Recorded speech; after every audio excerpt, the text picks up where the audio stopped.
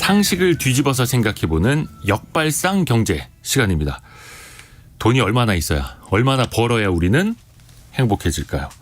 돈과 행복의 상관관계에 대해서 서울벤처대학원대학 전호겸 교수에게 한번 들어보시죠. 안녕하세요. 예, 안녕하세요. 역발상 경제의 전호겸입니다. 반갑습니다. 전호겸 교수님은 돈이 많아서 행복하십니까? 아니면 그냥 행복하십니까? 아니면 아니 이런 어려운 질문으로 시작할 줄이야.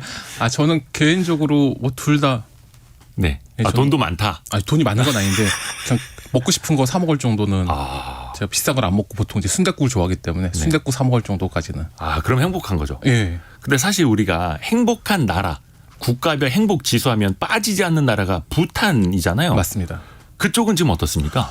부탄이 사실 이제 국민 소득 3,000달러도 안 되는데 예. 국민 전체가 한 97% 정도가 스스로 행복하다. 예. 이렇게 믿고 있는 나라고, 그리고 2010년도에 유럽 신경제재단에서 발표한 행복지수 조사에서 전 세계 1위를 했거든요. 예.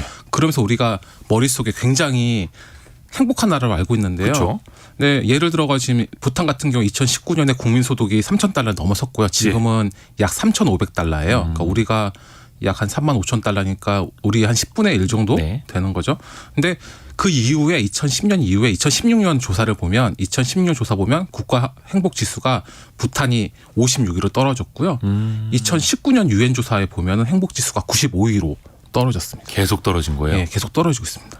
근데 저도 이야기를 들었는데 부탄에 인터넷이 보급되기 시작을 하면서 맞습니다. 이 사람들이 다른 나라랑 다른 사람이랑 비교를 하기 시작했다고. 맞습니다.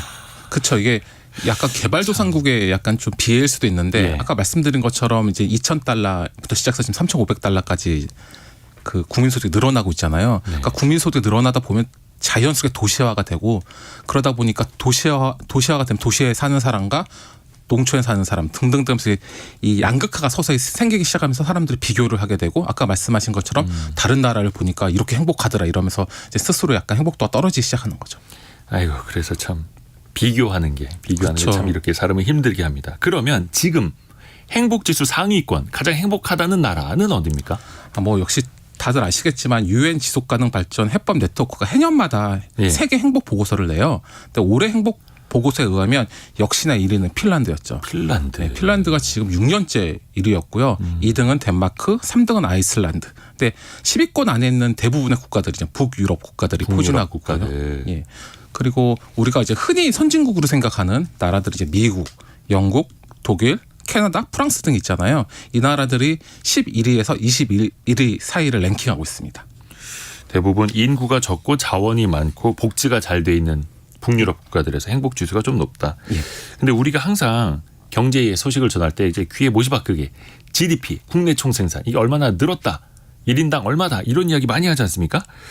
이게 GDP가 높은 나라일수록 일반적으로 좀 행복할까요? 어때요? 이거 관련돼서는 아직까지도 의견이 굉장히 분분한데요. 네. 그러니까 이와 관련해서 가장 유명한 연구는 이스털린의 역설이라는 건데요. 이스털린의 역설. 예, 미국의 리처드 이스털린 교수가 1974년에 주장한 개념인데요. 네. 그러니까 이분이 1946년부터 30개국 국가의 행복도를 연구했대요. 그래서 봤더니 소득이 일정 수준을 넘어서면 국민 행복도와 소득이 비례하지 않는다. 네. 이렇게 말씀하셨죠. 그러니까 이스털린 역설은 소득이 일정 수준을 넘어 기본 욕구만 충족되면 소득이 증가해도 행복은 더 이상 증가하지 않는다라는 이론으로 유명한데요. 여기에 대해서도 반대 의견이 꽤 있거든요. 가장 유명한 의견이 2008년 미국의 베시 스티븐스 교수가 네. 132개국을 대상으로 50년간의 자료를 분석해 봤더니 예. 국가가 부유할수록 국민의 행복 수준이 높아졌다 하면서 이스털린 교수의 주장을 정면으로 반박했죠. 그러니까 여전히 이거는 갑론을박이 진행 중이라고 봐야 되는 거죠.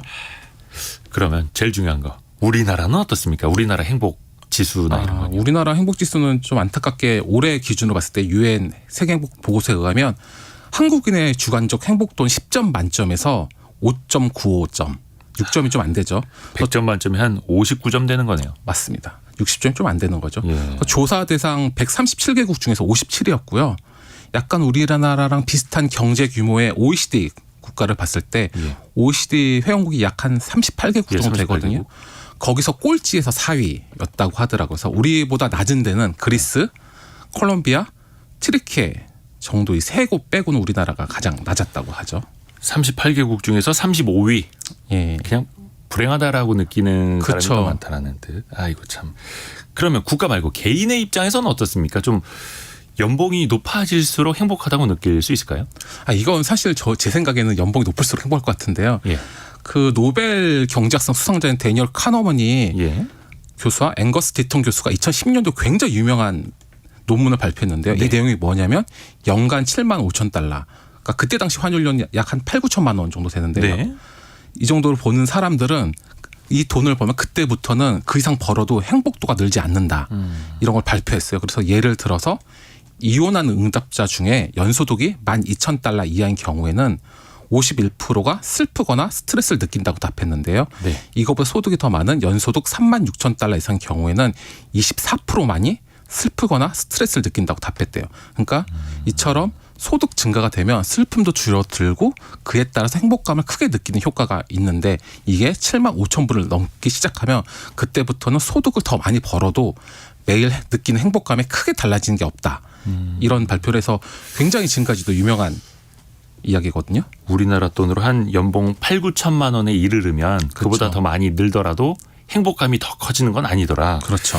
근데 여기에 맞춰서 연봉을 주는 회사도 있다고요? 그렇죠. 2015년에 미국 시애틀의 신용카드 결제 처리 회사에서 네. 3년 안에 전 직원이 120명인데 네. 연봉을 최저 7만 달러 이상을 올리겠다 발표한 거예요. 한 8, 9천만 원? 예. 그래서 이 결정으로 이 회사가 연봉을 많이 주는 회사가 아닌 것 같더라고요. 그래서 네. 이 결정으로 직원 중에 58%, 약 60%가 임금이 오른 효과가 있고요. 심지어 직원 중 25%는 임금이 한꺼번에 2배 이상 오르는 효과가 있다고 하더라고요.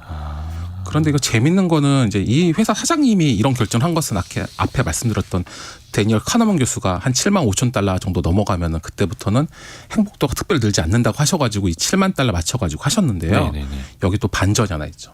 어떤 반전이요? 그러니까 뭐냐면 올해 데니얼 카너먼 교수가 하버드 대학팀과 새로운 연구 결과를 내놨거든요. 예. 근데 이 연구 결과에 의하면 연봉이 10만 달러, 그러니까 우리나라 돈 약 1억 3천만 원, 지금 1억 한 3,500만 원 정도 되면 이때가 가장 행복도가 높다고 말씀하셨거든요. 그러니까 사실 기존 발표한 지가 한 10년 이상 지났으니까 인플레 반영해야 되는 네. 거예요? 7만 5천 달러에서 10만 달러로 올라간 거라고 저는 생각을 하는데 네네네. 여기까지 들으면 뭐 그런가 보다 하겠는데 여기서 이제 다른 사족이 나왔죠. 뭐냐면 그러니까 놀라운 거는 연봉이 10만 달러에서 50만 달러까지 올라도 예. 계속 행복감이 증가한다고 발표를 하신 거예요. 그러니까 기존에는 7만 5천 달러가 넘어가면 행복감이 증가하지 않는다고 발표했는데요. 지금은 10만 달러 이상에서 50만 달러 미만까지도 50만 달러까지 올라가도 행복감이 늘어나더라 하시면서 연봉 50만 달러 이상 받더라도 행복한지는 지금 조사 중이다. 이렇게 발표를 했죠. 그렇죠. 뭐 연봉 1억 넘는다고 해서 2억, 3억 될 때는 생각보다 덜 행복해진다라고 단언할 수는 없을 겁니다. 그렇죠. 5억, 6억, 7억 더 벌게 되면 사실 사람이라는 게 성장할수록 뭔가가 증가할수록 또 만족감도 꾸준히 느끼는 것도 있지 않습니까? 제 마음을 말씀드린 것처럼 들키기는 했는데 그러고 싶다라는 뜻이고요. 0436님은 우리나라 행복지수가 너무 낮네요. 성공예감 애청자분들 모두 행복하시길 바랍니다. 라고 또 좋은 메시지를 주셨습니다.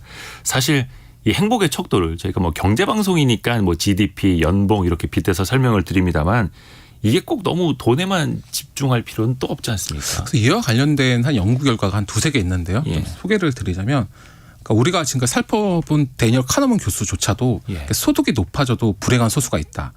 그 사람들은 사랑하는 가족과 친한 친구를 잃었거나 우울증을 겪는 사람들이라고 했는데요. 그러니까 결국 이제 사랑하는 가족과 오랜 시간 동안 이렇게 우정을 나눈 친구들의 소중함은 이제 돈으로 살 수 없다는 이야기인 거죠. 네.